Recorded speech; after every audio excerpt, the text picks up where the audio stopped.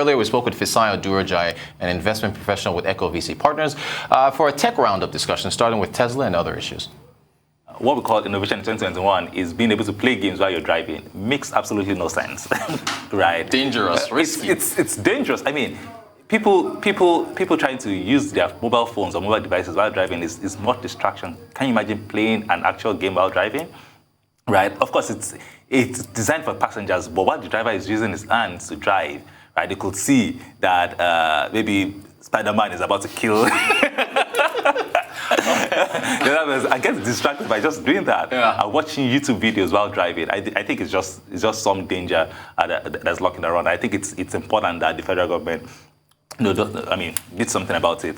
But of course, Tesla had preempted that because just reflecting on the idea in the first place, it's clear that it doesn't make any sense. So they've disabled it, at least for now, but hey, I think it shouldn't have been there in the first place. Gotcha. Max NG, I want you to talk about, I guess, the pivot of the company, the $31 million raise. What do you make of it all?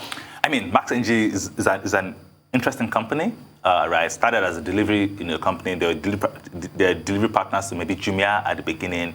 And of course, moving into bike hailing, they were part of the first set of people that pioneered bike hailing in Nigeria. In Lagos, right, before Gokada and all of the other people in there. And of course, Sanwo-Olu happened, right, where He happened, okay. where he enforced the ban that was already in place, and that needs to be clear, right? He decided to enforce the ban on bikes that already been in place, right? So the people operating the space had raised tons of millions of dollars by then. Gokada had raised millions of dollars, Max had raised millions of dollars. So it's land left for the founders. Okay, what do we do? Some left Lagos and moved to other cities and continue the same business, but Max didn't do that. And of course, left Lagos and moved to other city first.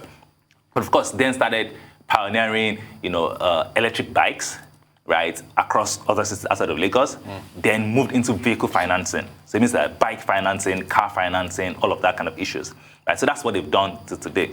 Now they've raised a $31 million Series B, where much more than bike financing and electric bikes, all of that, they are building the infrastructure for electric vehicles across Nigeria and by extension Africa.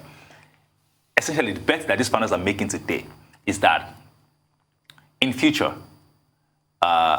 electric vehicles will be prevalent across Nigeria and across Africa, and then they will need charging infrastructure, they will need, repair infrastructure, and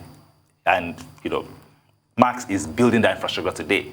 I think that's a very big, huge bet that you want to make today. But again, I think it's visionary for founders to see ahead of that. And speaking of which, because you're in this space, you as far as what you guys do with funding startups, you said something to me about how venture capitalists, they don't want to invest in the companies, it's in the founders. Yes. Because can you speak to that? Because of course. It's interesting because having raised money as a founder on a pitch that you want to do bike hailing in Lagos. And of course, the regulatory environment says that, no, you can't do bike hailing in Lagos again. So it's left to the founders to make a decision about, okay, what do we go from there? Do we go back home?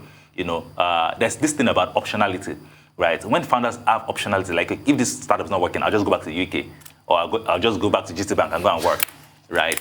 Or any bank.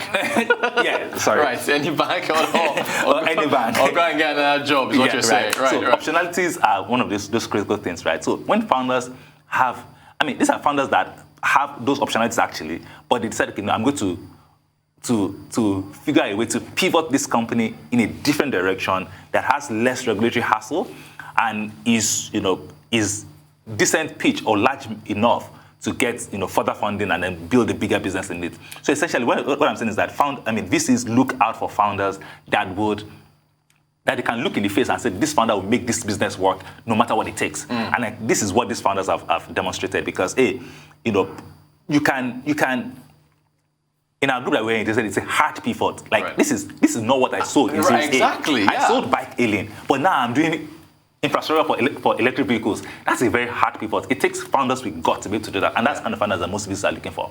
Great stuff. Shall I ask you about the Metaverse? Baidu says that it's not ready for another 6 years. We had a special yesterday, Stephen Curry, the basketball player, is selling virtual sneakers. Yeah. Now, what do you make of? I mean, it's interesting, right? Yeah. I mean, I love the Metaverse actually. You do? Because it's making... So people have been complaining about internet being evasive, yes. Because if you want to download an app, they'll ask you to see your contacts, That's evasive to us in 2021. Yeah. But now, the future that we're going to be living in means that you are not just going to be given permission for some app to see a contact. It is you yourself physically appearing in a metaverse, physically appearing as an avatar, of yourself, and then doing the things that you will have done, Now we only like videos on Instagram, but now you're probably going to be dancing to the video inside the metaverse. Oh, it's so exciting, right?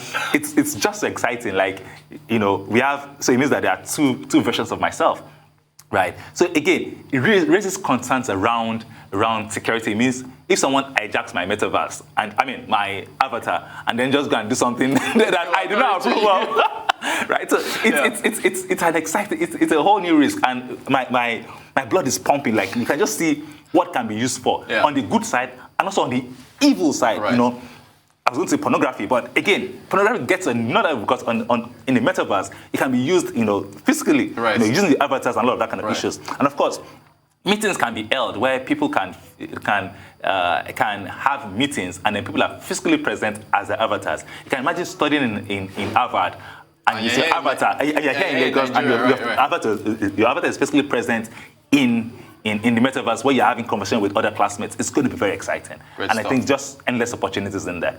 Great stuff. Quickly, the federal government of Nigeria, the e-learning platform that they are putting forward. Well, you're in the e-learning, you're in the ed tech space. So what do you make of the decision by the federal government to do that? I mean, I think it's a poor decision. I don't think... You think it's a poor decision? Yes. I don't think the government has any business in business. Oh, okay.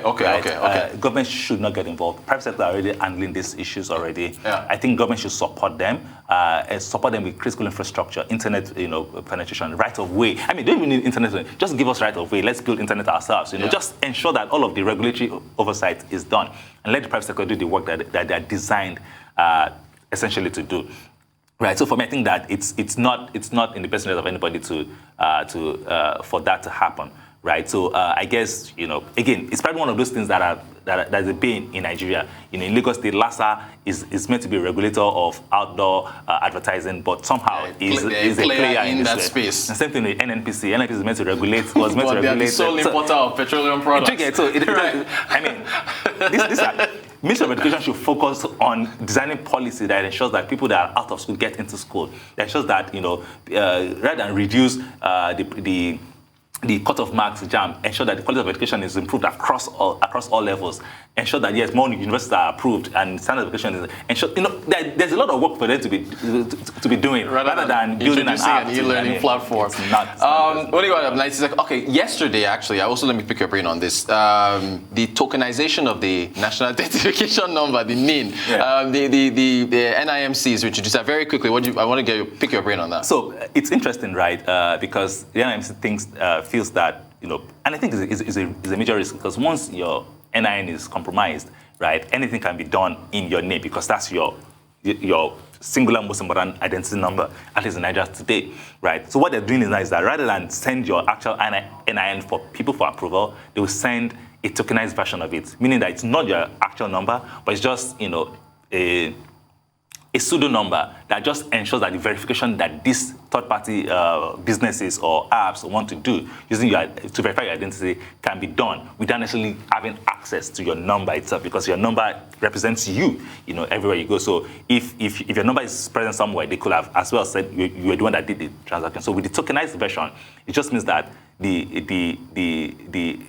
third-party businesses can approve, knowing that, yes, this is you, without necessarily having access to your actual number. And I think it's a step in the right direction. But of course, the issues around this is going to be uptime levels of some of those, of the tokenization infrastructure, to say, okay, if I want to do some verification and the engine that powers the tokenization is not working, then it means that so just a lot of issues around there.